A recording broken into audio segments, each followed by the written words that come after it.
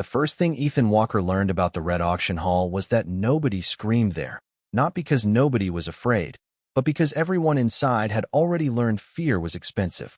He should have turned around the second he saw the address, a warehouse at the edge of the New Orleans riverfront with no sign, no windows, and two men in black coats standing beneath a flickering security light as if they had been carved from the rain.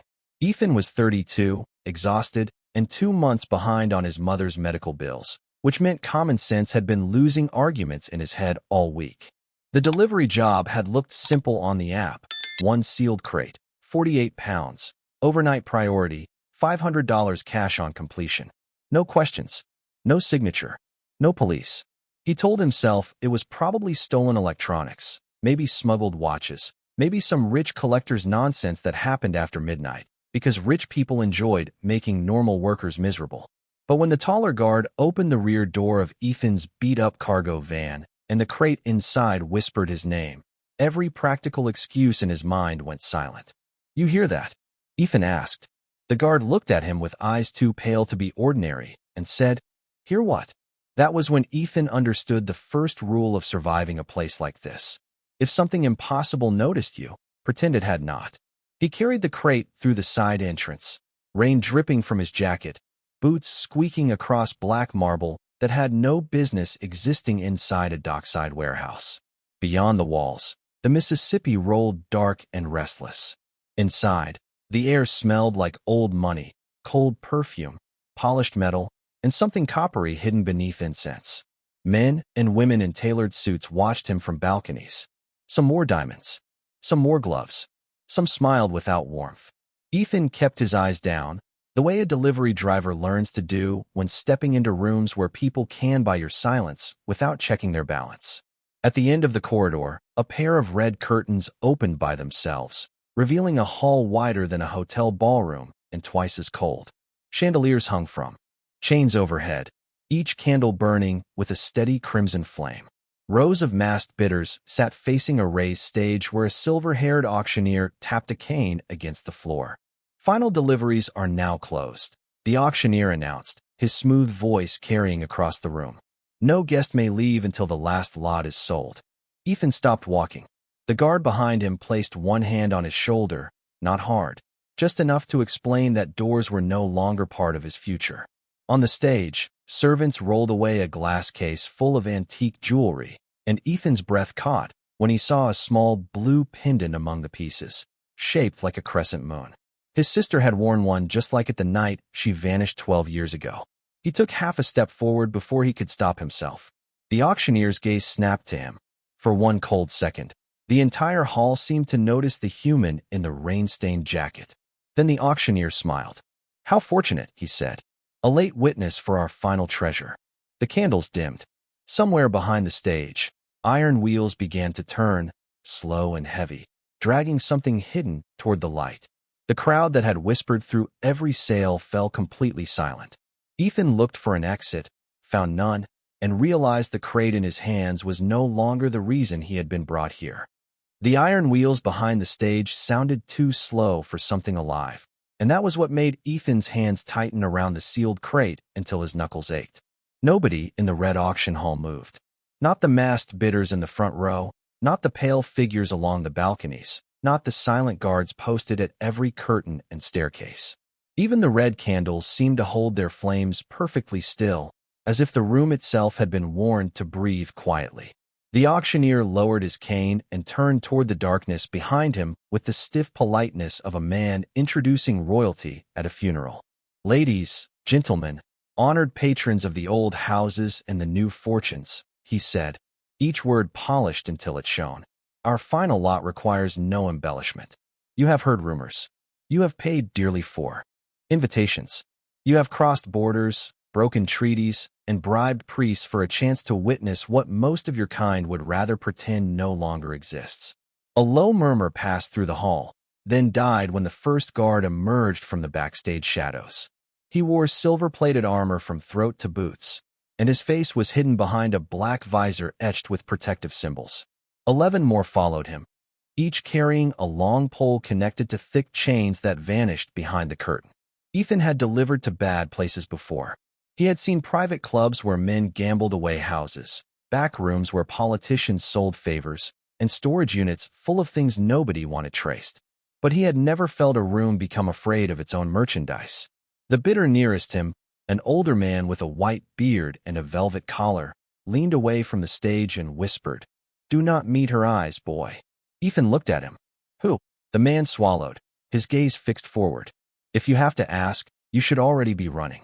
Before Ethan could answer, the red curtains parted wider, and the guards pulled the final lot into view. It was not a cage at first. It was a moving prison of black iron and silver locks, mounted on a platform with wheels as tall as Ethan's chest. Every inch of it had been wrapped in chains.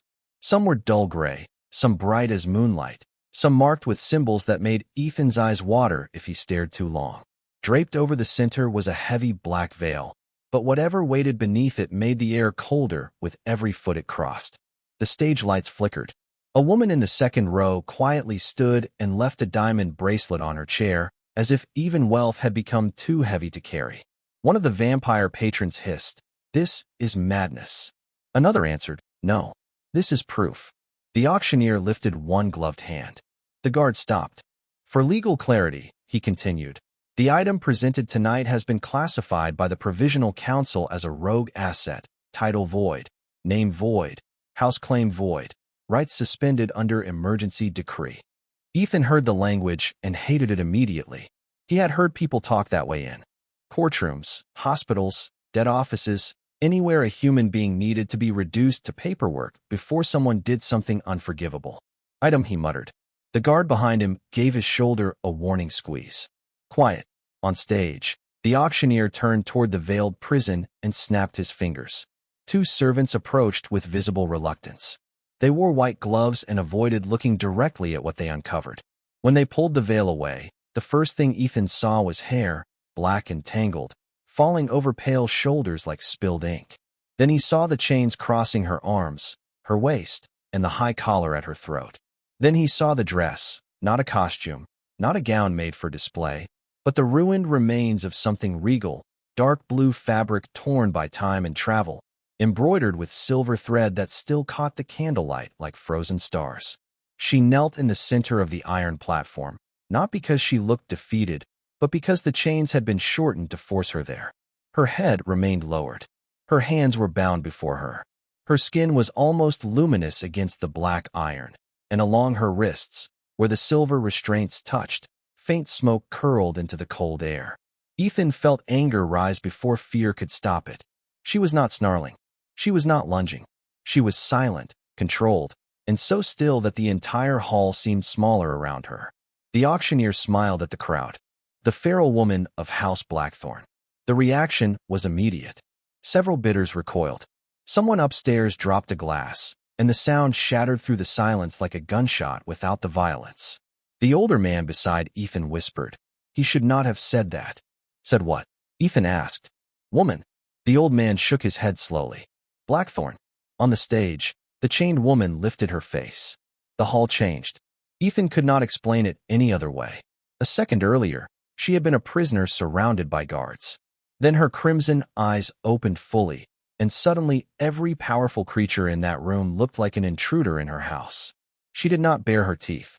She did not make a sound. She simply looked across the rows of buyers, and one by one, they looked away. Ethan tried to do the same, but he was too late. Her gaze found him. It passed over his wet jacket, the grease on his sleeve, the crate in his arms, the tired lines of a man who had worked too many night shifts and lost too many arguments with fate. For a moment, the cold in the room vanished, replaced by the strange and terrifying certainty that she had seen every broken part of him and judged none of it. Her voice came out low, rough from thirst or silence, yet unmistakably royal. "Human," she said, and every guard on stage tightened their grip on the chains. "Why are you standing among monsters?" The auctioneer struck his cane against the floor, too quickly, too loudly. The lot will not address the guests. But the room had already heard her, and worse. Ethan had answered before he understood the danger. "I was asking myself the same thing." A ripple moved through the audience. Not laughter, not outrage, something sharper than both. The woman's eyes remained on him, and for the first time, The corner of her mouth shifted, not into a smile, but into the memory of one. The auctioneer's expression hardened. "We will begin the bidding at $1 million. Silence. He waited, scanning the rows. No paddles lifted. 500,000. Still nothing. The guards looked nervous now. The woman called Blackthorn lowered her eyes again, but Ethan could feel the room pressing toward a decision it feared to make. 100,000, the auctioneer said, his voice thinner. No one moved. Then, from somewhere behind the stage, Ethan heard the sealed crate whisper his name again, and this time the chained queen heard it too. The whisper from the sealed crate was not loud enough for the room to hear, but it was intimate enough to make Ethan's pulse trip over itself. It sounded like a child speaking through a locked door, thin and distant, calling from the wrong side of memory. Ethan Walker. The chained queen's eyes shifted away from him for the first time and locked onto the crate in his arms. Every silver chain on the platform gave a faint answering tremble. The auctioneer noticed. His smile vanished so quickly. It was like a curtain being dropped. "Remove the deliveryman from the floor," he said. The guard behind Ethan stepped closer, but before his hand could close on Ethan's jacket, the queen spoke again. "Do not touch him." For words, soft as falling ash. Yet the guard stopped as if the marble beneath his boots had turned to ice. The auctioneer's cane clicked once against the stage. "The lot is not permitted to issue commands." The queen slowly raised her head, and even bound in silver, even forced to kneel, she made the word lot sound ridiculous just by existing. "Then stop mistaking me for one." A ripple of fear moved through the bidders. Not admiration, not pity, fear. Ethan saw it clearly now. These were not people staring at a dangerous captive. They were criminals standing too close to someone they had wronged. The older bidder beside him muttered a prayer under his breath and leaned farther away. Ethan looked at him. Who was she really? The man's pale lips barely moved. "Victoria Blackthorn." "I heard that part." "No, boy. You heard a name. You did not hear what it means." On stage, the auctioneer lifted both hands as if calming an audience at a charity gala instead of a room full of monsters who had suddenly remembered their manners. "Patrons, please.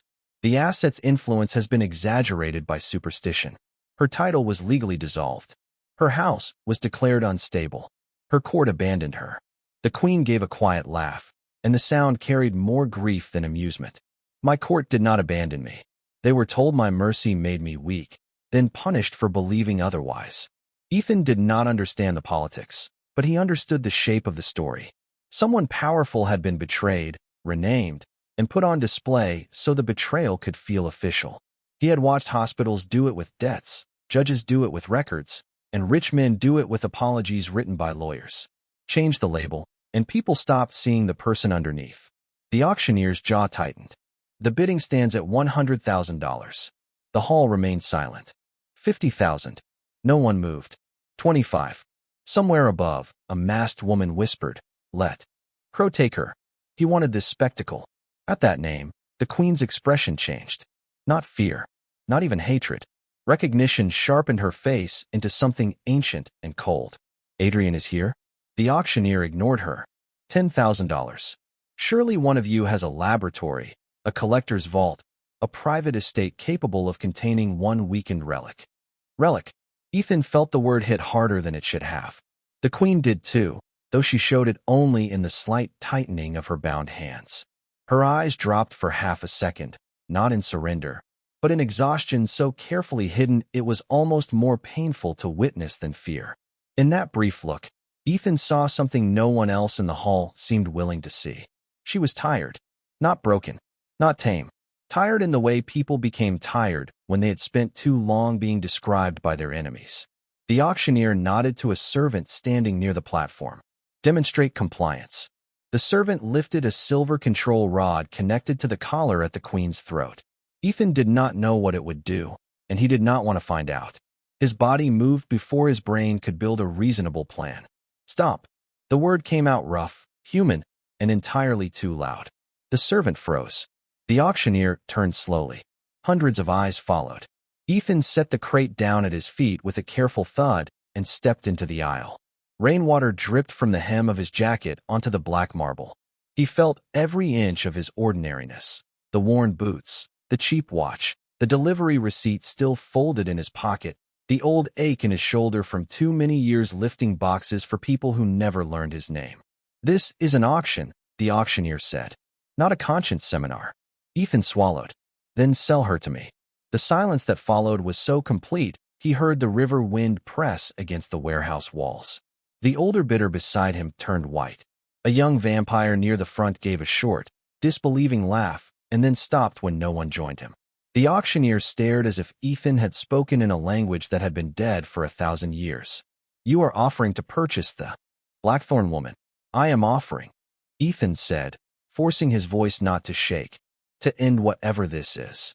The auctioneer's smile returned, smaller and meaner. "Do you understand what she is?" Ethan looked at the queen. Victoria Blackthorn looked back at him, and this time he saw not a monster, not a legend, not the nightmare the room had paid to see. He saw a woman waiting to learn whether one more person would choose safety over decency. "No," Ethan said, "but I understand what she is not." The auctioneer tilted his head. "And what is that?" Ethan picked up the bitter paddle someone had left on the empty chair beside him and raised it high enough for every balcony to see. "She is not yours." For one suspended moment, nothing happened. Then the crate at Ethan's feet split open by itself, not with an explosion, not with violence, but with a clean line of crimson light that spilled across the floor like dawn in the wrong color. Inside lay a folded banner of dark blue silk embroidered with the Blackthorn crest, a silver crown cracked down the center, and a child's crescent-shaped pendant resting on top. The queen inhaled sharply. The chains around her collar flashed red. From the back of the hall, a man began clapping slowly, and every vampire in the room turned toward the sound with dread. A tall figure in a white suit stepped from the shadows behind the final row, smiling as if he had been waiting years for Ethan to make exactly that mistake. "How touching," he said. A human good Samaritan with no idea he just challenged a kingdom. Lord Adrian Crow did not walk into the red auction hall like a man arriving late. He walked in like the room had always belonged to him, and everyone else had merely been borrowing the air. His white suit looked impossibly clean beneath the crimson candlelight, his silver hair swept back, his hands bare, his smile calm enough to be more frightening than anger. The crowd parted without being told. Vampires who had not flinched at chains, cages, or ancient symbols lowered their eyes as he passed. Ethan kept the bitter paddle raised because lowering it felt like admitting he had done something wrong, even though every instinct in his body was now telling him he had stepped onto thin ice over a very deep lake. Adrian stopped at the edge of the aisle and looked first at the broken crate, then at the banner, then at the cracked crown, and finally at Ethan. "Do you know what that crest means?" he asked. Ethan's mouth felt dry. "I am guessing it is not decorative." A few nervous laughs flickered through the hall and died immediately when Adrian's smile sharpened. "It means someone has smuggled royal contraband into a lawful private sale. It means the auction has been compromised. It means you, Mr. Walker, are either a thief, a spy, or the most conveniently ignorant man in Louisiana." Ethan went still. "You know my name. I know everyone who enters my city." Adrian turned his gaze toward the stage. Even fallen queens who should have stayed buried beneath their own mistakes.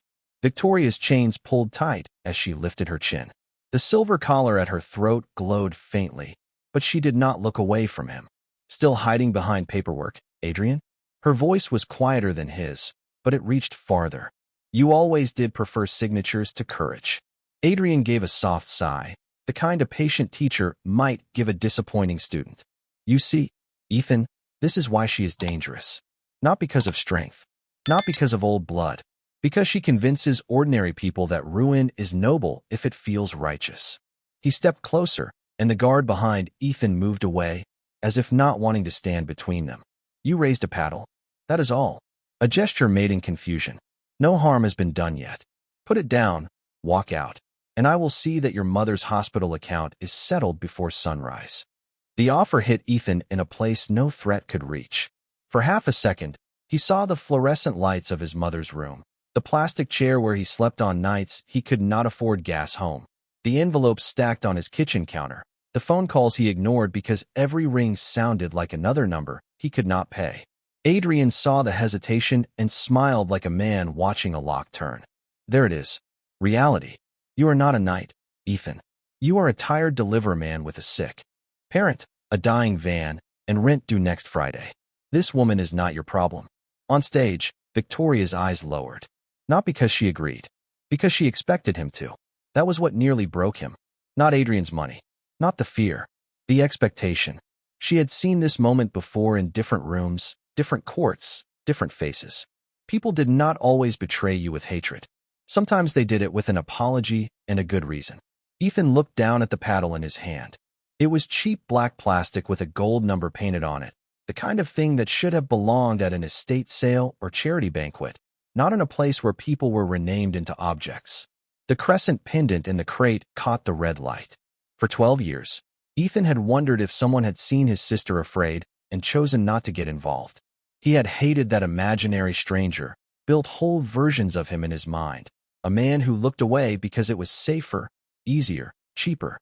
Now the stranger was him. Ethan raised the paddle higher. I bid $10,000. The hall erupted in whispers. The auctioneer looked at Adrian, not at Ethan, waiting for permission to acknowledge the bid. Adrian's smile disappeared. You do not have $10,000. No, Ethan said. I have a van worth maybe $2,000 if somebody is desperate, a storage unit full of tools, and one decent leather jacket. You can invoice me for the rest. A masked bidder near the aisle muttered. This human is insane. Ethan kept his eyes on the stage. But the bid is real. Victoria stared at him as if he had just stepped off the edge of the world and remained standing. Adrian's voice cooled. Do not romanticize poverty into bravery. You are not saving her. You are signing yourself into a war you cannot pronounce. Ethan swallowed hard. Then pronounce it for me. The answer came not from Adrian, but from the cracked crown inside the crate.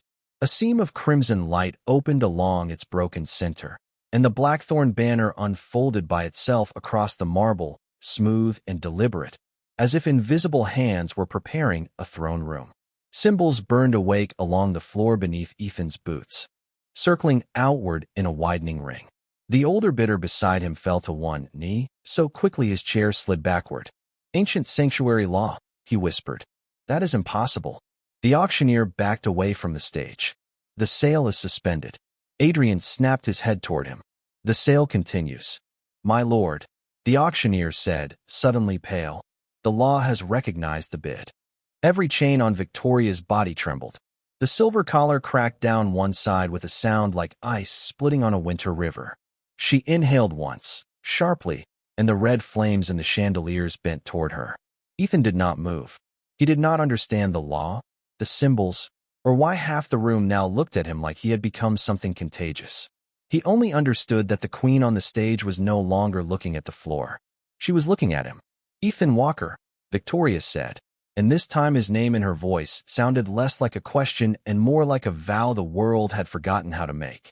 Do you claim sanctuary over me freely, without coercion, bargain, or blood debt? Adrian took one step forward. Careful, human.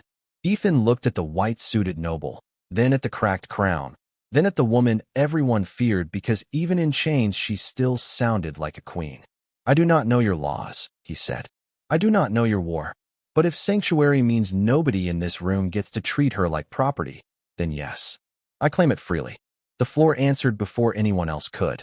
Crimson light surged around the stage in a perfect circle, the iron wheels locked, the remaining chains fell slack, and somewhere deep beneath the red auction hall, a bell began to ring as if an ancient court had just been called back from the dead. The bell beneath the red auction hall did not sound like metal. It sounded like a memory waking up under stone, deep, slow, and impossible to ignore. Each toll rolled through Ethan's ribs, through the black marble floor, through the rows of frightened bidders who suddenly seemed less like predators and more like trespassers caught in a house they had broken into. The crimson circle around the stage widened until it touched the first row of chairs. Those nearest to it scrambled back, but the light did not burn them or chase them. It simply marked the boundary with calm authority, as if the floor itself had decided where law ended and judgment began.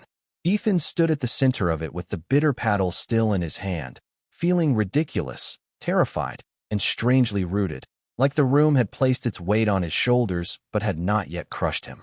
On the platform, Victoria Blackthorn rose slowly.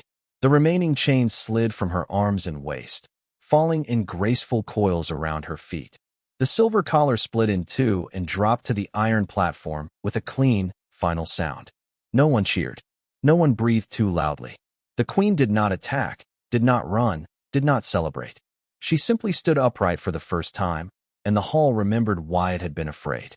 The torn edges of her dark blue gown stirred in a wind Ethan could not feel. Her black hair lifted from her face, revealing eyes that glowed with a red light no longer dimmed by hunger or humiliation. Yet when she looked at Ethan, the power in her expression softened into something far more dangerous to him than rage. Gratitude, restrained because she did not trust the world enough to show it fully. The auctioneer backed toward the curtain, his cane shaking in one hand. "This cannot be valid," he said. The sanctuary rites were abolished. An elderly vampire woman in the balcony answered, her voice thin but clear. "No, they were buried. There is a difference." Lord Adrian Crowe turned on her with a look cold enough to silence the entire upper tier. "Careful, Lady Marrow. Forgotten laws do not outrank living governments." "They do when the blood crown answers," she whispered. At Ethan's feet, the cracked crown pulsed again, and the blackthorn crest blazed across the unfolded banner like a star trapped under silk.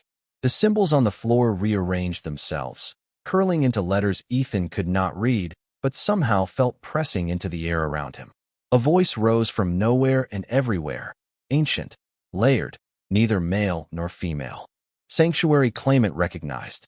Royal dignity restored under witness of hall, blood, crown, and free will.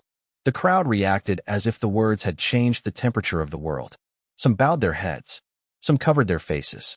Others stared at Ethan with open resentment, as though his cheap boots on their sacred floor had personally insulted centuries of vampire pride. Ethan leaned toward Victoria without taking his eyes off Adrian. "Please tell me that means something good." Victoria's gaze remained forward. "It means they cannot sell me." "Great.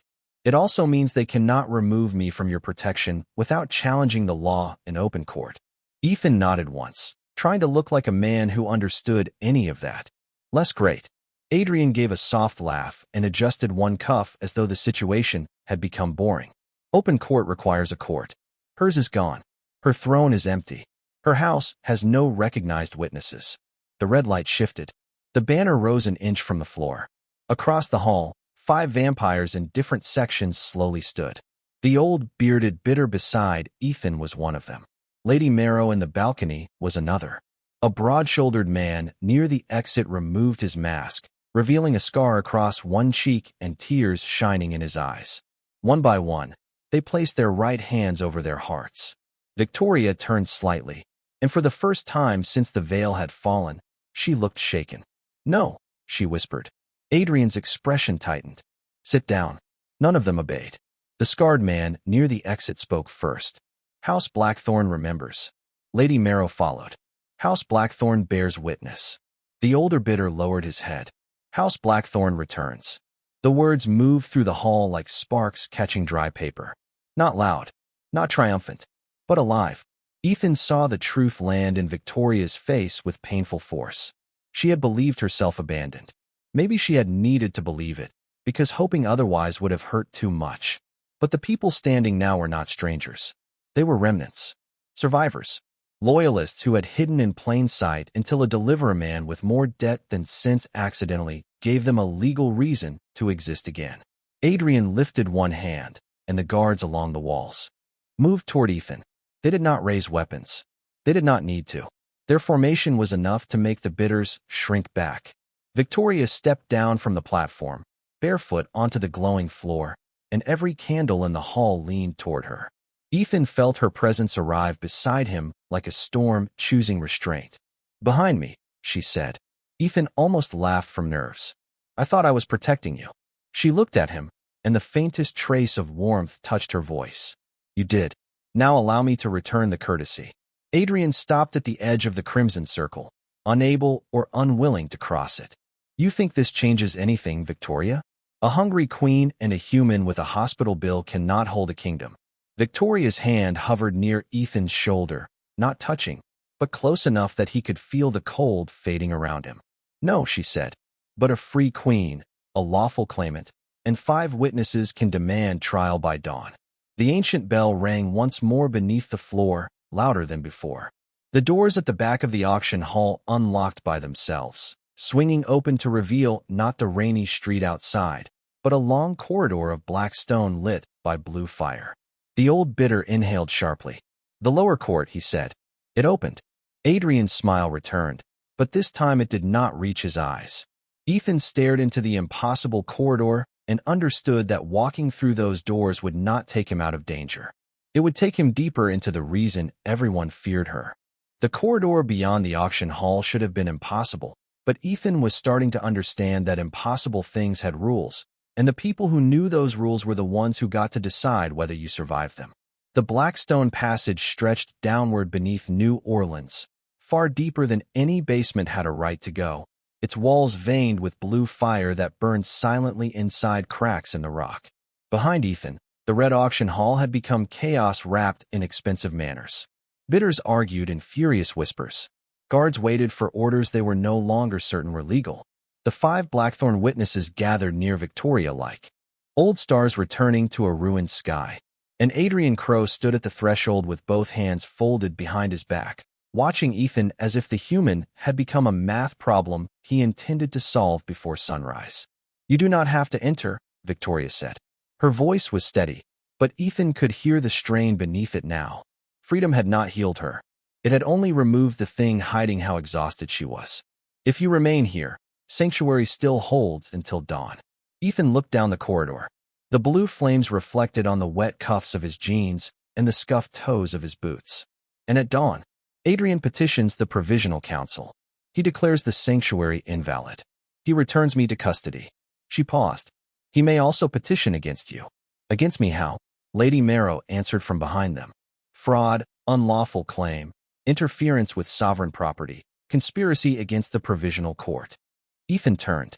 "That is a lot for raising a paddle." The old woman's expression was grave. "The powerful rarely punish the act. They punish the embarrassment." Adrian stepped closer, stopping just outside the line of crimson light still glowing faintly around Ethan and Victoria.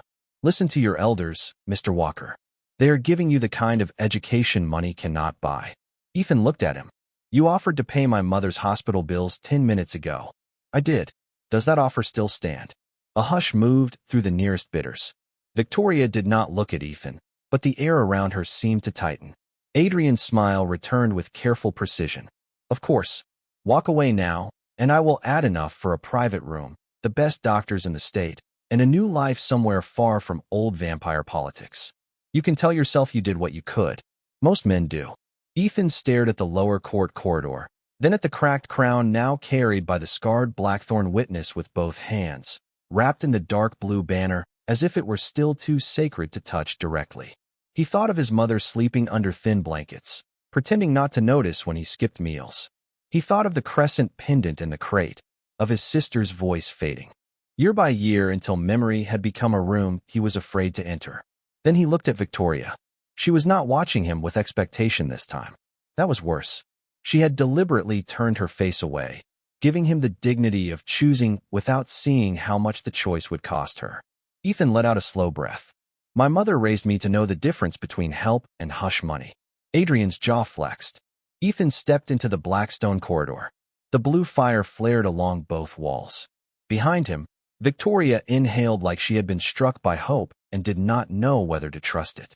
The moment she followed, the doors of the auction hall sealed behind them with a sound like a vault closing. The lower court awakened as they descended. Stone arches rose from the darkness.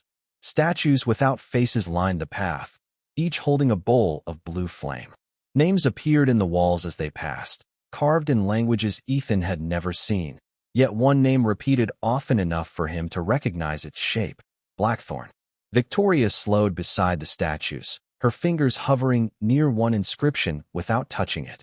"These were my judges," she said. "My teachers. My rivals. My family." Ethan kept his voice low.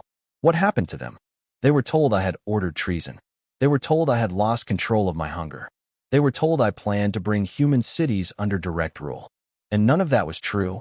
She looked at him then, and for one sharp second he saw the queen beneath the exhaustion, proud enough to make the darkness stand straighter.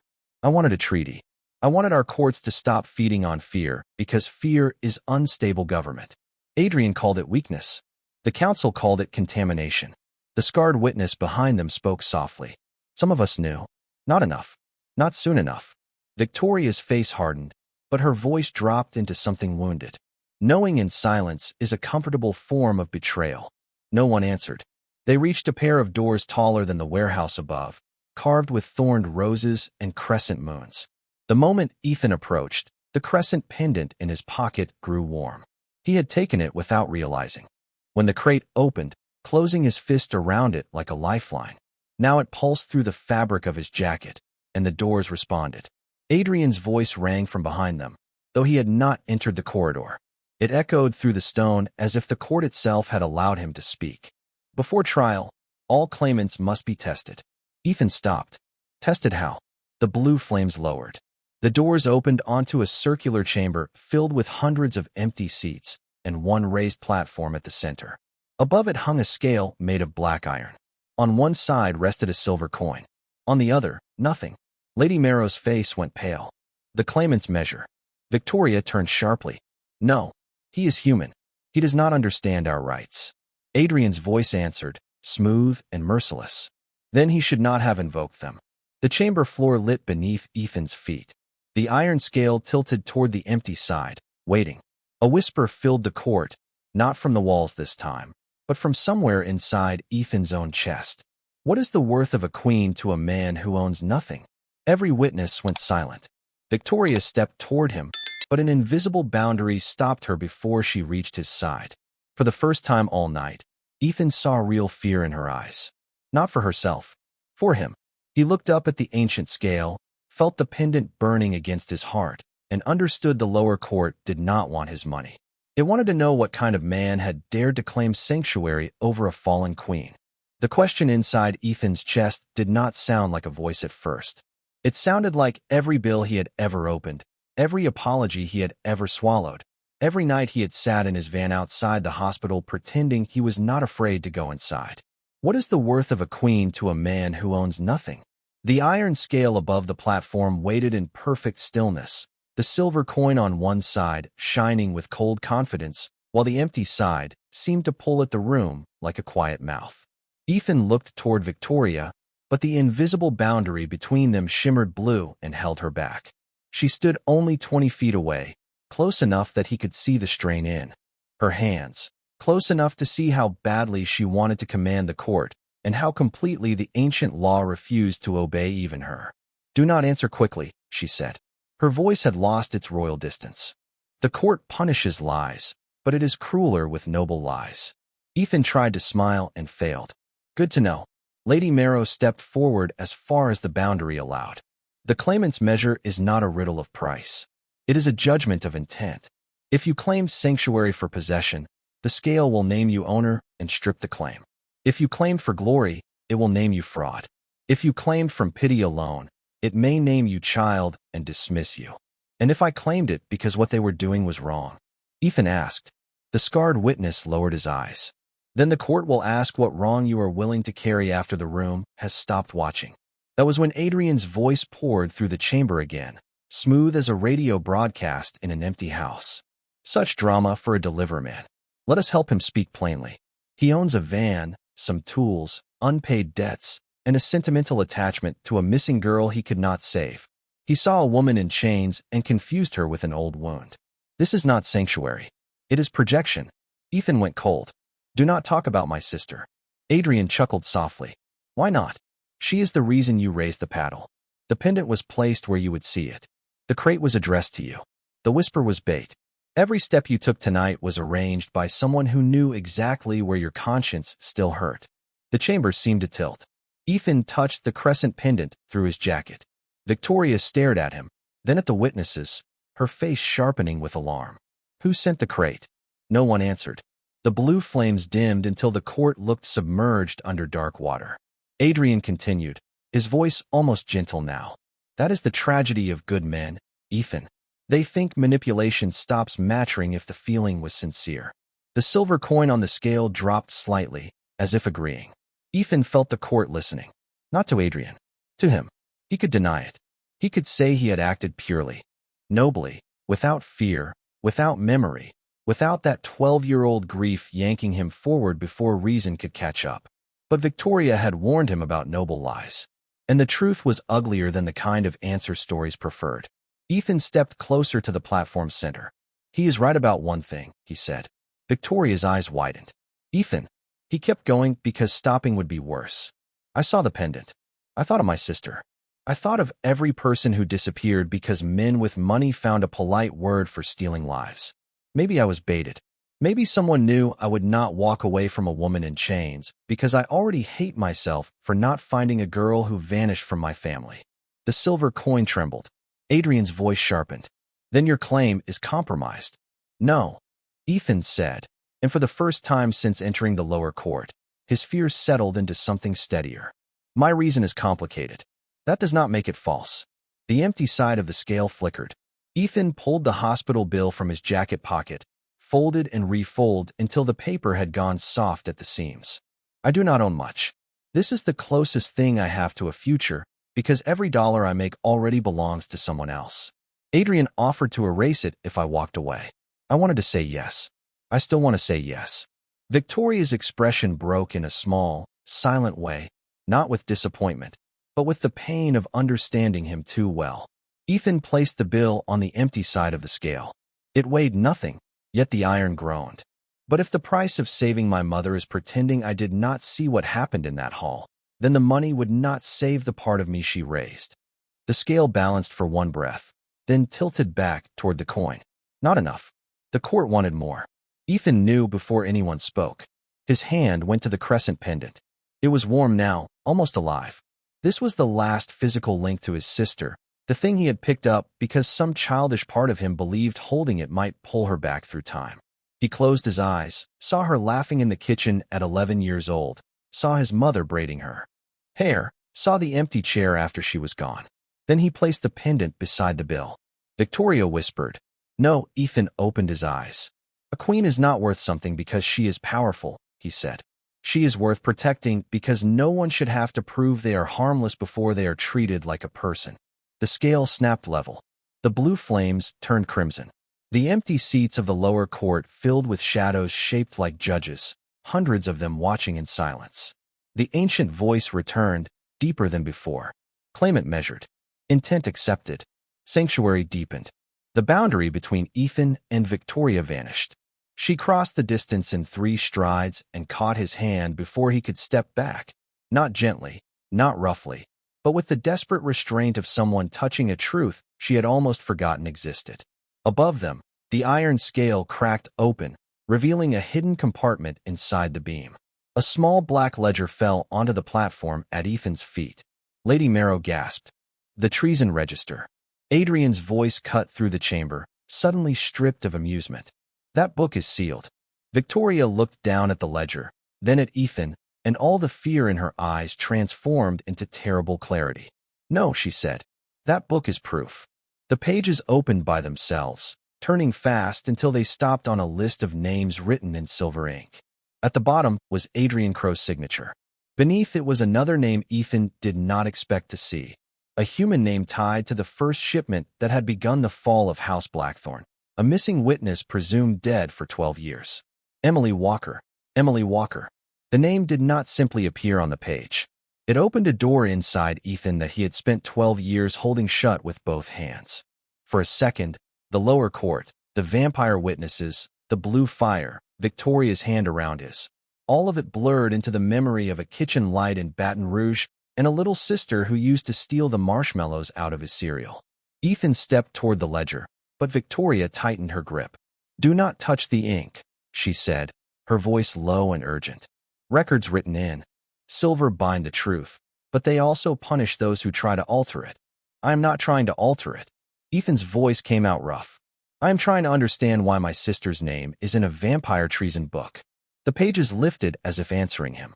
Lines of silver script rearranged beneath Emily's name, translating themselves into English one phrase at a time. Human witness acquired. Crescent bearer transferred. Testimony sealed beneath provisional authority. Memory preservation approved by Lord Adrian Crow. Ethan stopped breathing. Across the chamber, Adrian's voice returned, but the smoothness was gone. "Old ledgers exaggerate." That court was built in an age when superstition passed for evidence. Victoria looked toward the darkness where his voice echoed. Then come stand before it and say that in person. Silence followed. Not long, but long enough for every witness to hear the refusal inside it. Lady Marrow raised her chin. The accused declines presence before a recognized lower court. The scarred Blackthorn witness answered. Then the court may proceed by record. The shadowed judges in the empty seats leaned forward all at once. The movement made no sound, yet the air bent under its weight. The ledger turned another page. A ripple of crimson light rose from the paper, forming an image above the platform. Not a vision of violence, not a spectacle, but a memory preserved like a photograph made of fire. A younger Emily Walker stood in a hallway of the Red Auction Hall, 12 years younger, frightened but unhurt, clutching the crescent pendant at her throat. Beside her stood Victoria Blackthorn in full royal dress, not chained, not starving, not fallen, but crowned and luminous with authority. Ethan stared, unable to speak. Victoria's face changed with recognition and sorrow. "I remember her," she whispered. "She was the human child from the shipping raid. We found her with 3 others." She testified that Adrian's merchants were using Blackthorn routes to move captives under diplomatic seals. The memory shifted. Emily, small but stubborn, pointed at documents laid across a table. Victoria knelt to meet her eyes, not as a queen towering over a child, but as a woman making a promise. The ancient voice translated the memory into words that filled the chamber. Witness placed under royal protection by Queen Victoria Blackthorn. Testimony scheduled before full council. Adrian cut in, sharper now. Protection that failed, clearly. Victoria flinched as if the words had found an old wound. The memory changed again. Council doors. Shouting nobles. A seal stamped over Victoria's orders. Emily being led away by guards wearing provisional silver, not Blackthorn blue. Ethan forced himself to watch because looking away felt like abandoning her all over again. "Where is she?" he asked. No one answered quickly enough. He turned to Victoria. "Where is my sister?" Victoria's eyes shone with a grief that had no performance in it. "I believe she had been returned to her family after my arrest. She never came home." The words struck the chamber harder than any accusation.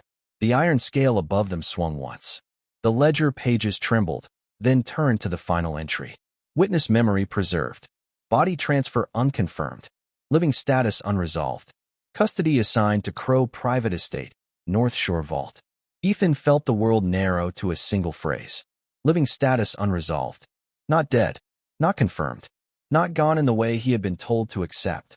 Victoria released his hand only to step toward the center of the platform, and when she spoke, the whole court seemed to straighten around her. "I invoke recovery of witness Emily Walker under sanctuary extension." Lady Marrow gasped. "Your Majesty, that would bind the human matter to the crown matter." "It was always bound," Victoria said. "My fall began when I tried to protect his sister." His claim restored the court that can prove it. Adrian used one human child to bury a queen, and tonight he used that child's brother to try to control the story. I will not let him keep either of them. Ethan looked at her then, really looked. The room feared her because of what she could do, but Adrian feared her because of what she remembered. Beneath the torn gown, the exhaustion, and the cold fury, she was not a monster who had softened because a human showed kindness. She was a ruler, who had been punished for choosing mercy before Ethan ever entered her life. The ancient voice filled the chamber again. Recovery petition requires royal authority, claimant consent, and witness oath. "You have royal authority," Victoria said. The cracked crown lifted from the banner and floated toward her. It hovered above her head, still broken, still incomplete, but blazing with red light. "And you have my consent," Ethan said immediately. Victoria turned to him. "Ethan, consent is not a reflex. If we invoke this, Adrian will no longer bargain. He will expose every human debt, every vampire faction, every hidden ally he has. Your mother, your home, your life above this court. All of it becomes part of the battlefield." Ethan thought of hospital rooms, unpaid bills, his van parked in the rain, and the ordinary life he had been trying so hard to keep from collapsing. Then he thought of Emily alive in some locked place, waiting through years that should have belonged to birthday cakes, bad dates, college applications, family arguments, and quiet Sundays. "He already made my family part of it," Ethan said. I am just finally getting a say. The 5 witnesses moved into a circle around the platform. One by one, they spoke their oath to House Blackthorn, to the lower court, and to the human claimant. Their voices were old, uneven, and afraid, but they did not break. The shadowed judges rose. The doors of the chamber opened again, but this time they did not reveal the corridor back to the auction hall.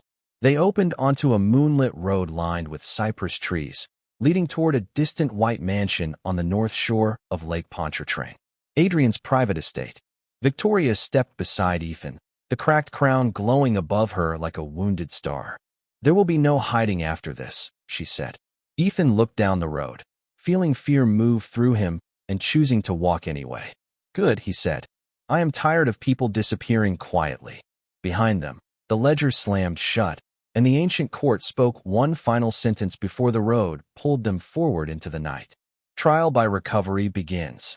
The moonlit road delivered them to Adrian Crow's estate.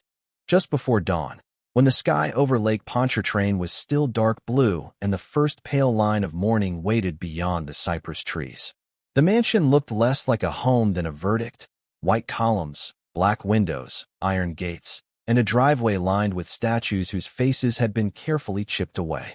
Ethan stepped onto the gravel with Victoria beside him, the cracked crown floating above her head, 5 Blackthorn witnesses behind them, and the lower court's blue fire burning in a circle around their feet. Adrian stood on the front steps as if he had been expecting guests for dinner.